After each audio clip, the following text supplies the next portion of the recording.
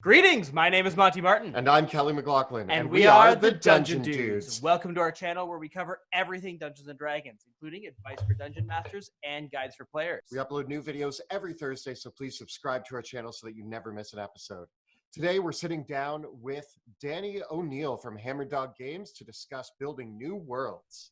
Now, to introduce Danny to you, Danny is a RPG industry veteran. Excellent author who is very well known for his amazing mega dungeon, the Grand Temple of Jing, which was just successfully funded on Kickstarter to update it to the 5th edition of the world's greatest role-playing game. He is the author of many RPG modules as well for various games, including D&D and others. And for full disclosure, Hammerdog Games has sponsored our video today. So we are feeling very fortunate to be able to take the time to chat with you today about world building and the awesome projects you have coming down the pipeline, Danny. Really appreciate it, guys. Great to be here. Absolutely. So as someone who has been building role-playing game worlds, both for your own games at home and building role-playing game worlds for published RPG products, how do you get started building a brand new world when you are sitting down to make a new game? I think all worlds start with a basic premise. The DM or the creator or the world builder wants to explore one general idea. And then that always branches out. And as they explore and they start to write, it all starts to feed back. So I start with a single point. Yeah. I take it where it goes. The world is almost like a character in fiction. It's going to half write itself as you go. So I let it breathe. I start to write into it. And as I do, paths just become open and obvious. So you might want to have a world that is built around the sun being black, right?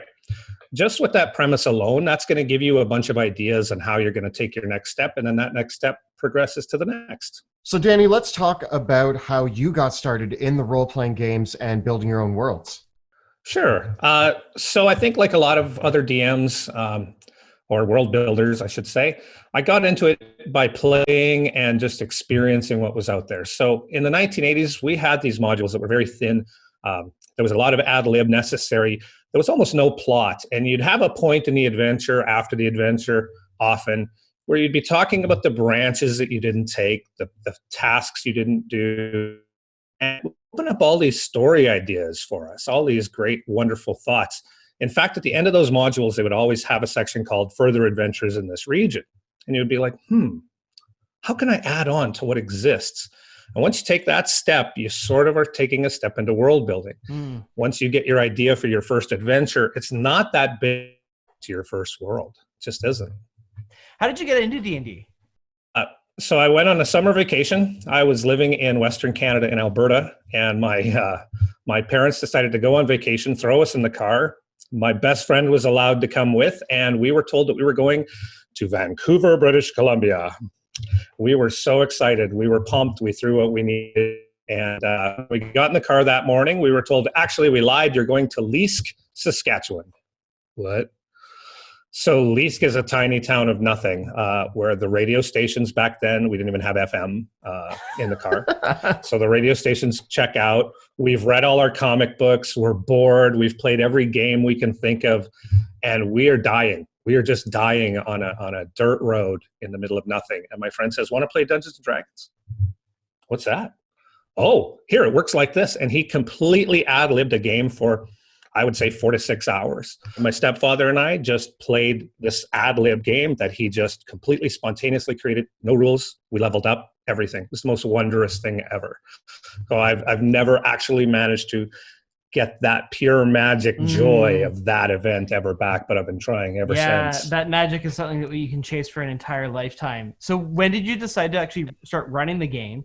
And then how did that turn into being involved in publishing and actually creating and publishing your own stuff? Yeah, so I think I was always trying to be the DM and I was always trying to be the storyteller. To me, it's really about storytelling. And to me, Dungeons & Dragons is just a language by which you can tell a particular story. So that's how I approached it pretty early on.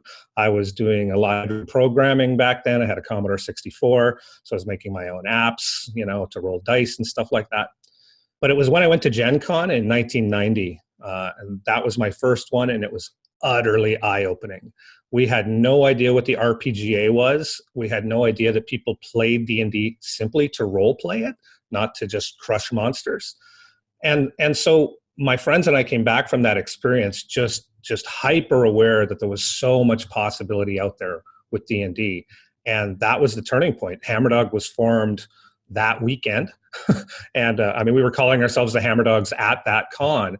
And it just went from there. We did a couple of paid DM things. We started running in stores, and it just went. Wow. So having played Dungeons and Dragons as long as you have, moving into 5th edition, what excited you most about world building and starting this new era of Dungeons and Dragons? So there's a couple of things there. The interesting thing is that when you're world building for this long and you work through those editions, your world keeps getting shaped by the rules, right? So when Divine and Arcane Magic first came out, this was a huge turning point for the conceptualization of magic. And so, of course, my world skews by that. With 5th edition, what I like so much is that we've got a lot of crunch, but the crunch is simple enough for pretty much everybody to use. And that actually makes it really simple to write into the world. So there's the rules are better and more accessible aspect. But really with 5th edition, the most exciting thing is all the new players that are coming in. Now that's part because of those rules being accessible, but it's also because of the bandwidth that the game is getting. The streamers like you folks and all the fantasy that we've managed to have on TV lately has really made people hyper aware that they can come and have this as an experience, something they can play and interact with rather than just passively sit back and say, hey, I am cheering for Cersei Lannister. So it's really been a wonderful chance to take all this stuff I've been working on, all this stuff that was pretty much for homebrew for so long, and just take it to that next level because the audience is there to look at it. I think 10 years ago, if you'd launched a new campaign setting, you're far. Today, you actually have a chance to strike a brand new audience that's hungry for that material. Do you find that 5th edition gives you a lot more freedom as a storyteller to create the worlds that you want to? Because I think that my experience has been there's still so much baggage in Dungeons and Dragons that if you try to break away from the established mold of D&D, especially streaming our show, we get comments time again while saying, but demons and devils are different things and they're lawful and chaotic. And what's everyone's alignment? And like, whoa, hold on. In this setting, demons and devils might not actually be different things, and there is no alignment. So how do you navigate the rules and the canon of D&D with the freedom that you want as a storyteller? Well, I think you have to recognize that when you're doing this, you're playing to multiple audiences. The beauty about Dungeons & Dragons is that ability to get right down to the niche of whatever character or style or adventure you want to play. So you really have to go into it accepting that already. So when I was talking just a second ago about the editions always change the rules, I mean, Demons and Devils is a great example of that, right? Coming from 1st edition, Demons and Devils were monsters. You just killed them, right? Later on, they got removed from the game. They got renamed. Then they got sort of put back in as a test. Can we handle them again? And now we're playing tieflings. So the evolution of just the concept of a demon, right, has been fascinating to watch. Well, am I playing, or am I trying to run the 1st edition person, the 2nd edition, 3rd, 4th, or 5th? Because they're all in the milieu right now. They're all still playing the game. So for me, it was very for me certain steps to break my mythology or change the way I wanted to do something to make it more compatible with the rules. But there are times when I just did it. I just said, give them what they want rather than try to change them. And then there are times where I said, absolutely not. No. So the beauty of my next project is I get to take all the content and give it to you in dribs and drabs. So I don't have to worry about you having everything maximized from the start. I'm going to watch you, well, I hope I'm going to watch people grow their characters and evolve into this new content as we go. So that was another way I approached it, was to simply control the flow of it, right? So hey, you don't get to start as a wizard with any spells that you want, for example. So when you're creating worlds and putting things out there for an audience to look at, how does it feel to see the world respond to the stories that you're telling and putting out there for people to observe and take what they want from it? How's that experience been for you? So that's what it's about, really. That's the junk that makes an author do what they do, right? When I see it, anytime I see it, anytime I get the smallest kernel of feedback, it's like I just slammed 10 Red Bulls, right? Like I am so jazzed. So it's always trepidation. It's always fear that they won't like it or that they won't accept even the concept of it. But you sort of convince yourself that nobody has ever run an adventure the way it was written ever in the history of ever. So you sort of say, okay, they're going to change things. I'm going to accept that some things will change. If they change it in a way I like, I'll be really happy. But in reality, most of them take the concept, they run with it as best they can, and that's what it's about. That's what you wanted anyway. So I know that's a bit of a convoluted answer to that question, but it's really it's the junk that I live on. I just want people telling me you did good, you did bad, you did okay. How do you transform your, because obviously you've taken things that you've run in a game with friends and family and other professionals and transform that into something that is publishable and can go out into the world. Oftentimes I've had people say, oh, I would love to try out, see your campaign notes. And I go, these are not legible. These are hen scratchings. I don't know. How do you transform your original game notes into something that is usable by other people? So exactly what you just said about campaign notes. Oh, I'm still running things, guys, off of hand scribbles that I did 25 years ago, right? Never been translated, but this project forces me to translate them. And so when I started to look for help in this project about 3/4 of a year ago, the number one question I got every time was, sure, just can you give me your Bible? Can you just hand me your Bible? I wasn't ready with that. I'm still not completely ready with that, but I've formed enough of a structure that I can show people. And when you create that Bible, you're really answering all the questions for yourself as you go, right? You're really starting to knock down all those niggling things that you're going to get asked anyway. How does magic work? Well, how do devils work in your world? Okay. all these things you're working through as you write the Bible anyway. And so if you're keeping in mind that this is a commercial product, in mind that people are going to change it anyway, you're keeping in mind that you can't satisfy everybody because just edition words alone. You just try to write things open, flexible, and with enough room for everybody to pick up the core of the concept and use it the way they want to. So you don't have to be perfect in your commercial expression of your idea. You just have to be competent. It just has to be edited. It has to look good and it has to make sense, because that DM is going to do whatever they anyway. And those players are not going to engage with it the way you had it imagined in your head anyway. So that's the big step, is the Bible. And I actually got to work on the Kryn Bible back in the day when Dragonlance was summing all their stuff up.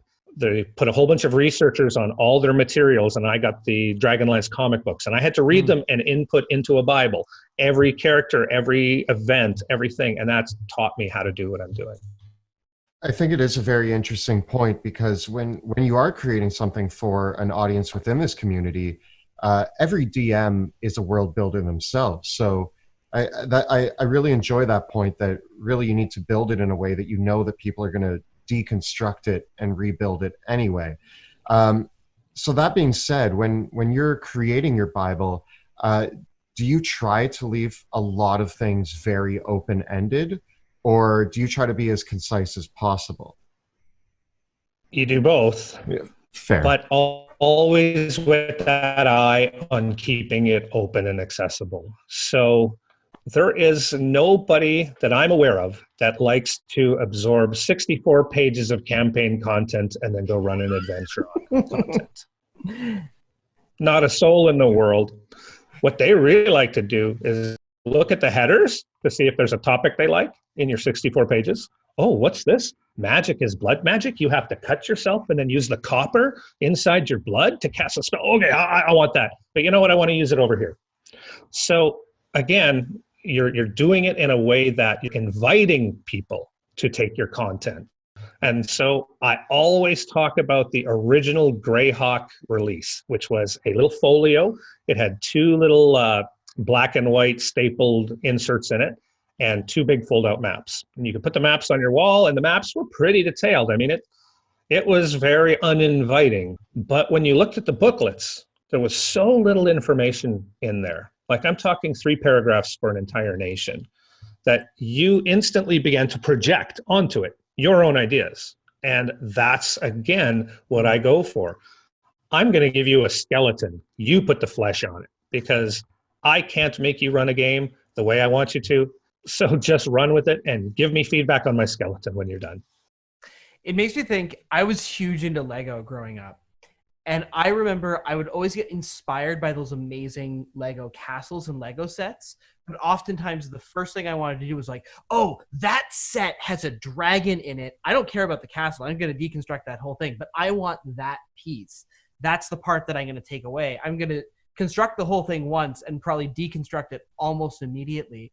And I think in many ways, all of us as DMs and storytellers that are sharing our material together really look at stuff like building blocks. And we love the big idea of the big fully constructed Lego castle. It looks awesome, but we want to go and build our own castle, and we just want the cool parts from yours. Right. I mean, that is a completely fair analogy. And it speaks to why the game is so popular anyway, right? Mm-hmm. Because no matter what anybody says, we've been communally building these rules for over 40 years, right? 3rd edition was the best collection of home D&D rules ever. And that's what a lot of 3rd edition was. They changed the core mechanic, but then they said, okay, everybody, how do you play this? What's your rule for resting? And then they took the best one they could find, right? And they play tested, of course. So it's always been communal, and that's where I come from in all my creativity. Communal, and you got to do what you want with it. I'll say one last thing, and that is I grew up very poor. I did not have the money to purchase the things I wanted to purchase. So I write like everybody's poor. Like everybody just wants to buy one thing and then grow with that one thing. You've both created worlds and written adventures, and in some cases, some very expansive and gigantic adventures. Are you finding that there is a difference between creating a role-playing game product that is very adventure-driven and very site-based, like the Mega Dungeon, versus building a role-playing game world? And how does that actually bear out in the types of things that you're creating? Yeah, that's what a fantastic question, Monty. So the Grand Temple of Jing was obviously supposed to be the ultimate expression of room monster treasure, right? It was something that I literally had to burn myself out on writing dungeons so that I could move on to world building. It's just true. I had to do the same thing with Haunted Houses and the Dread House. These were my first original ideas from when I was young. So it's the case that with the world, you are really giving some crunch, so rules and new rules and things like that. You are giving setting and story. So for me, it has been a major transition to get more into the adventure, walking across the world, sailing across the world style adventure than kick open a door. I don't know that I have perfectly made that transition yet, but I think what I'll discover is my mentality is it's all a dungeon. Okay, so when you go outside, that's a dungeon outside. When you go in a forest, that's a dungeon made of trees. When you get on the water, that's a dungeon made of water. And I really mean that because it all comes down to paths of possibility that the players take, right? So a 4-way intersection in a dungeon is not different from a 4-way intersection at a road, right? And when you get in a boat and you can go in every direction, well, that's not that different from being in a really big cave. So the building blocks are truly the same. Locations, encounters, end result, reward, death, whatever comes to the end. In regards to the worlds that we're creating all being kind of an amalgamation of ideas and inspirations, is there anywhere in particular that you yourself draw inspiration from? I know that when we talk about our world building, a lot of people will say, did you reference this, or the other thing? And we always tell them, well, yeah, we use a lot of these things as inspiration. We have favorite books, movies, TV shows, other games. Is there any favorite places that you like to go to inspire yourself to create these worlds? Oh, I think we probably are all very similar in how we do this. We find a touch points in our life where we had that emotional experience that is most similar to the one we're getting from D&D. So for me, 80s fantasy movies. That's fair. There's some great ones. There's some bad ones. But there's some there's some bad great ones. Great bad ones. There's some bad ones, but so I was the king of B fantasy movies, especially in my early 20s when VCRs were new. I would go to the video store and I said, I've never seen that. I've never seen that. I've never seen that. I've never seen that. I put in every bad fantasy movie you ever saw. And you know what? They all had something to them. They were not good movies, but they still had enough for me to get my feels. I got to put a repeating crossbow in because there's one in Hawk the Slayer. We got to have a repeating crossbow. And that's how I learned to expand outwards. So by the time you're getting into Flesh and Armor, something like a Rutger Hauer fantasy movie, you're getting me right in the feels. And so I go back to those moments. And I also go back to my childhood moments when I heard stories of fairy tales that made me go, and in fact, I just did a little video about one because I just bought a book, The Boy and the Giant, which is literally one of the first stories I can remember where a little boy takes on a big, big giant through wit. And when I want to write childish, innocent stuff, I'm going to literally just read that story and get myself in that mood and then go and write that. If I need to write a story, I'm probably going to go watch Conan or have it running in the background.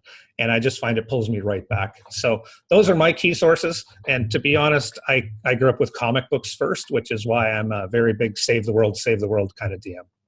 Justice League and X-Men, man. Save the world. So with all that running in the background, what are you working on now? Wow. So right now, I am getting ready to launch my biggest venture ever. And it's the one that's taking everything I've learned and bundling it all up in one place. And that is Denoa World of Adventure. And this is a world that sprung out of my imagination sometime in my late teens. And over the years, I've just been adding to it. And when I mentioned earlier being poor, Denoa again comes from being poor. It comes from the fact that in the 80s, TSR started to release world after world after world, campaign after campaign, and I couldn't afford any of them. And I said, why aren't these all in one world? So that's what Denoa World of Adventure really is. It's a campaign setting built out of campaign settings where anything goes and any fantasy trope and any fantasy story can be told on that world. So I've tried to construct that so that people can just jump in and play, or that they can just take it, again, take the parts they like, go run with it in their own campaign setting. So how do you bring all these worlds together in Denoa? Is it just like a fantasy land map of every conceivable fantasy world in one place, or is there something special that defines the way the world is all brought together? So I took a minor in comparative mythology so that I could write a really good game world. And as crazy as that is, it really helped for me to examine the myths of cultures all around the world. A lot of people don't really realize how many primal myths there are about the creation of the universe, how many different ways that was conceived of. Okay, so if you look at the Polynesian islands and the earth diver motifs, their idea is that you go to the bottom of the ocean, you pull up some land, and you form the world from it. It's pretty different than God created the universe, right? It's pretty different than a dragon was ripped up and its body was used to make the world. So in our world, on planet Earth, all these worlds did grow up just like on Denoa all separately. And then they were connected when people started to sail the oceans. And that was the big culture shock. So we're doing a very similar thing, but using the mythology to explain it. On this world, every continent has been separated by a divine sea serpent called the Sorogoros. It has many names, but Sorogoros is the one everybody goes by right now. And that world serpent has literally wrapped itself around every continent. And it will not let anything pass by it. No fish, no fowl, no child, no person can cross from one of its coils to the next coil. Except that our story is starting when those people are starting to learn the rituals to get past this divinity and get to the next land. So that's how I've managed to separate everything out. And now I get to introduce worlds as people request them or as the storyline requires. So all of a sudden, the world is much bigger than anyone ever thought. Right.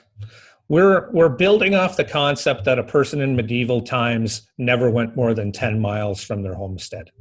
So most people don't understand that there's a world. And there is a mythological reason why there's no maps. So now we get to go on an entire discovery venture where we are literally looking for lost lands. They're all lost lands. There's not one lost land, all lost. And we're going to go find them, and we're going to hopefully map them, and we're going to explore them, and we're going to discover them and discover what's good about them, and hopefully not die. Now, we were discussing Denoa a little bit earlier before the interview, and you said that this is actually more than just a campaign world. And as you're talking about, we're going to explore this world, that actually means that the bigger community as a whole is going to do this together. And that's part of the ambition of this whole Denoa project, right? That's correct. We're trying to take the best aspects of the various types of role play, and it's pretty clear that living campaign is really popular with a lot of people. Now, there wasn't even such a thing as living campaigns 25, 30 years ago. So it's a wonderful opportunity for me to take what I had and try to mash it into this and say, okay, what if we are getting feedback from players all over the world who could be playing at their tables, they could be playing at stores, they could be playing at conventions. What if they gave us feedback that helped us in certain directions? Not that everything they do is seminal and going to change everything happening in the world, but at those key moments, what if we gave the voice to the players and the DMs? What would happen? How would that influence our world, and how could we use that mechanism to tell an even greater story? So that I think creates an investment for people that we really hope will allow them to bring Denoa into their hearts, really, and be excited for content when it comes out and keep following the project, even when they're not playing it.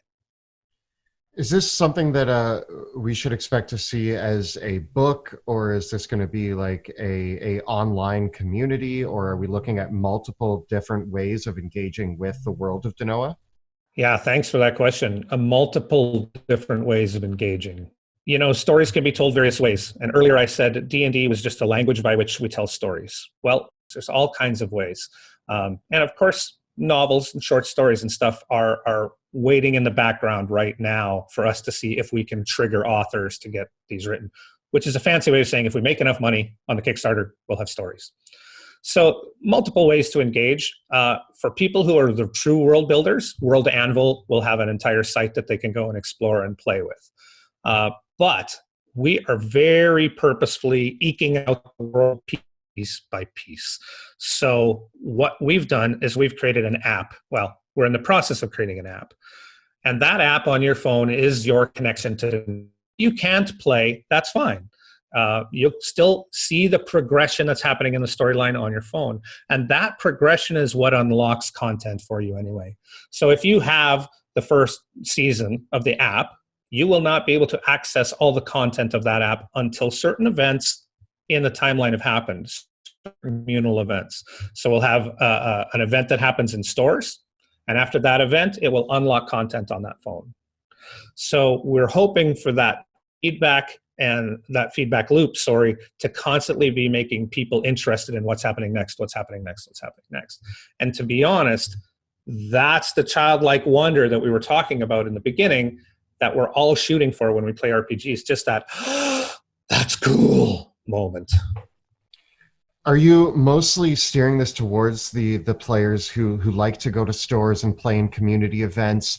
But you did mention, though, you're also going to be able to unlock this content even if you just want to play at home with your friends in the world of Denoa. Is that correct? That's correct. I am a creator who removes barriers every chance he gets. I don't want to say you have to play at a store. But what happens is if you play at a store, I get to tell or add another dimension to the storytelling. So if you're playing at a store or a convention with multiple tables, there are built-in mechanisms to exploit that, to say you just got a bonus that you can give to the people at a completely different table. Now that's an experience we can't give you at. So we'll make a home experience be a home experience. We'll make a convention and store experience be something else. Regardless, you play it the way you want to play it. A whole bunch of can't even get to a store. There's a whole bunch of stores that don't have the space to run games. So we don't require that. So this is going to be conceptualized as like a living, organized play campaign. So what are the requirements going to be for DMs, players, or game stores and conventions that want to participate in the living campaign?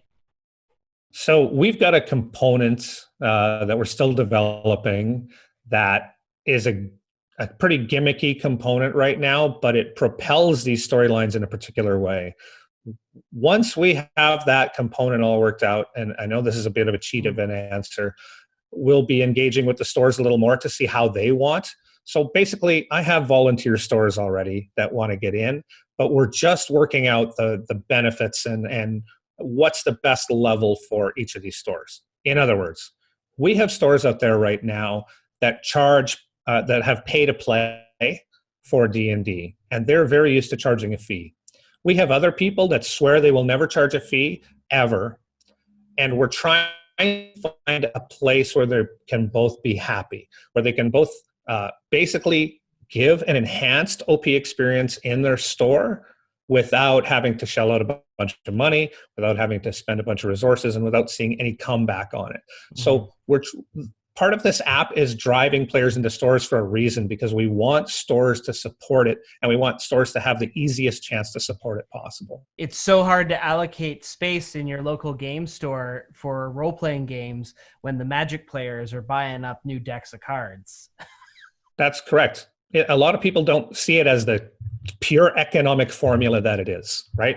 Would you rather have 100 people playing Magic, or would you rather have 6 guys who bring in 2 liters? Mm-hmm. So what we're looking for is that enhanced OP experience again, right? Not what you just get at the common convention. We're looking for next level, and we think we've got the mechanisms to make that happen. The app is integral to that. Will people actually have their characters tracked on the app? Like, will you use that as a character builder as well, or will you just use whatever you want to manage your character and keep that in the world?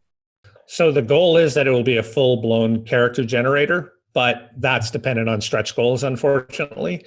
The app is the expensive component. There's no way around it, and the revenue you get from the app itself is so low that you are really just investing to make an app. So we're investing, and we hope we're investing enough to get it to the maximum potential, which will be a full generator. Until then, it is still your interface, and it's still usable in a bunch of different ways. But when it gets to the character generator, now every time we give you content, it goes right into the generator. You don't have to think about it. You don't have to worry about it. Oh, you want to make this kind of elf now? Oh, okay, just tap the buttons. So that's the goal of it. I really think it's accomplishable, but we do need backer help for that to happen. Once it happens, it'll be an app like no other out there. So either way, if we're interested in the world, you get the campaign setting itself, but then it grows through the app and then has this amazing organized play experience surrounding it. So it does sound like, regardless of whether or not you want to just play at home with your friends and use the campaign or dive into the organized play, the app actually gives you a lot of extra cool ways to engage with the world. Yep, that's exactly right. That's the goal. We want people to be thinking of that app like they're familiar, right?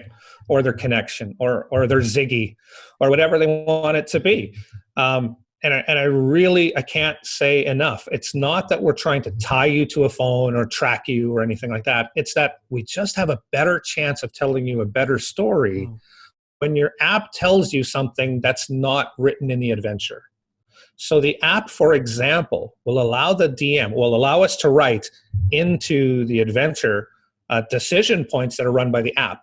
So the DM will just go blip and scan the code in the actual adventure. That will say, do this.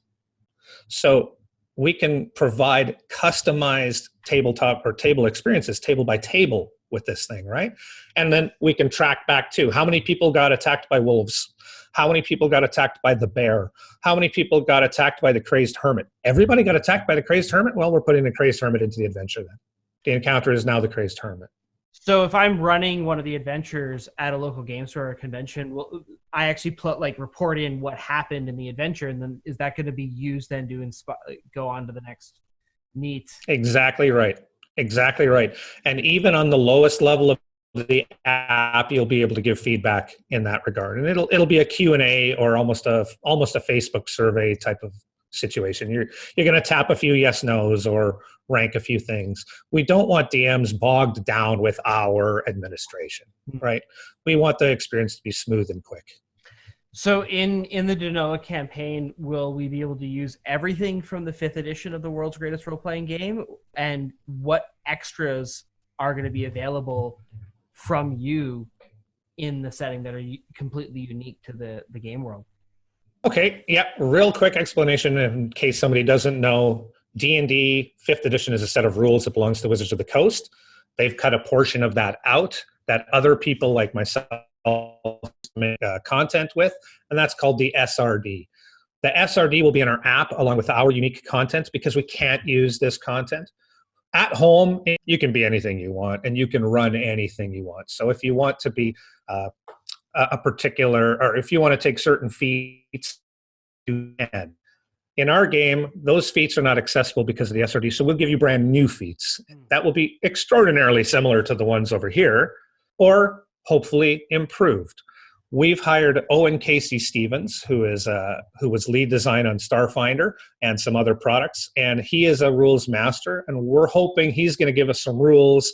Well, we're sure he's going to give us some rules that are going to make it feel just like you're playing 5e, maybe even a little more exciting, because we'll get to fix things like Rangers and Polearm Masters and things that have come out in the meantime that maybe people have done some videos about how bad they are.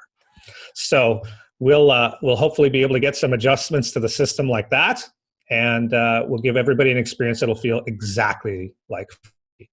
So, in other words, we can only use one elf from the 5th edition Player's Handbook. So we will give you other elves, and you will love those elves the way you love the elves in the Player's Handbook. The main goal then of the upcoming Kickstarter for you is to be able to launch this application.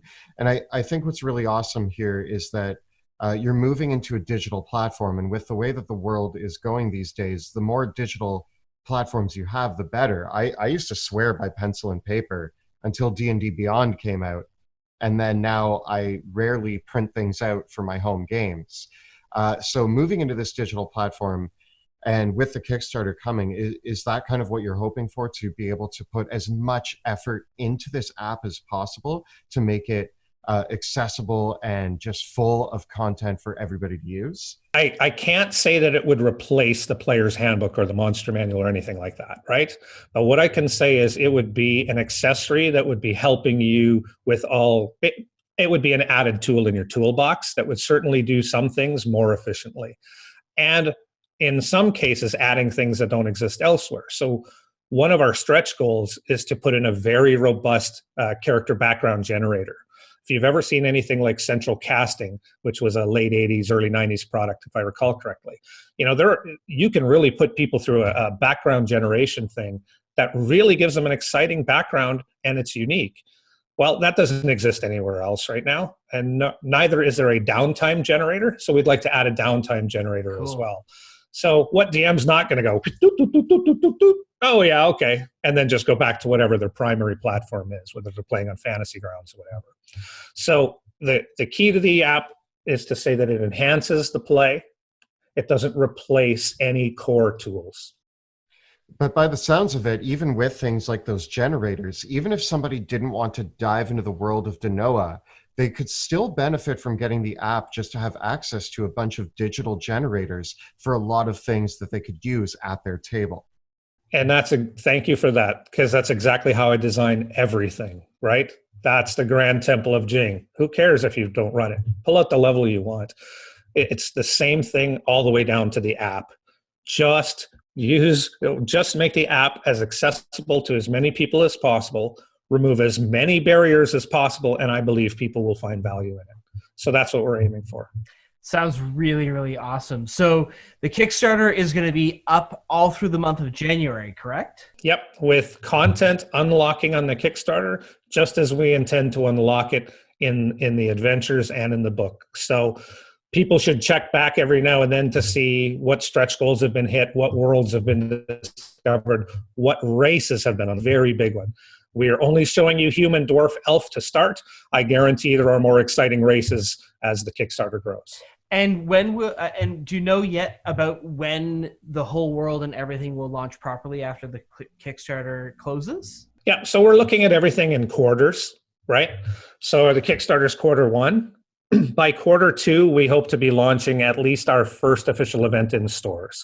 So that'll be all PDF driven, and the book will be around in Q4. And currently, and this could change, and I have to express this could change. Our current plan is to be rolling out content that's going to be in the book, but not all of it. So we would roll out about the first half of the book, and the second half of the book you would never have seen when the book published. So you have brand new content mixed with some content that's been through play testy, organized play experiences.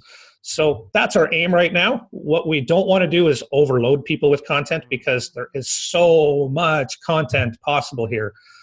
We would actually like to kickstart this again in 2021 or 2022 to unlock more worlds.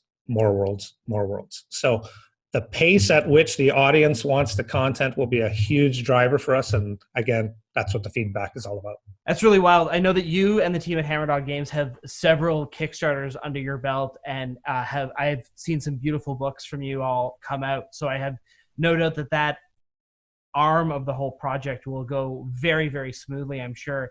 And that will really let you focus on the really ambitious part of this whole thing, which is this incredible app. So we'll be able to find all that up at Kickstarter. And for all the other cool things that you do at Hammerdog Games, where can we find all that? Oh, you can find us just about everywhere. You can hit us at www.hammerdog.com, obviously. Find us on Facebook and Twitter, though. We're doing a lot of activity on Hammerdog's Facebook page right now because of this launch. So you want to go there. You can also check out Denoa-RPG.com, and that is where you can sign up for our newsletter, where we'll just inform you as things are happening. So if you want to be passive, and we'll come to you. If you want to be aggressive, go to World Anvil, go to these other sites, and you'll start to find info about us. Just keep in mind, we're purposefully keeping info back, and we are purposefully eking it out piece by piece. Please keep it in mind. Very cool. Well, we look forward to seeing all the cool stuff that does happen as it gets unveiled. We will make sure that we have all the links down below for people to check out if they didn't catch those quite smoothly there.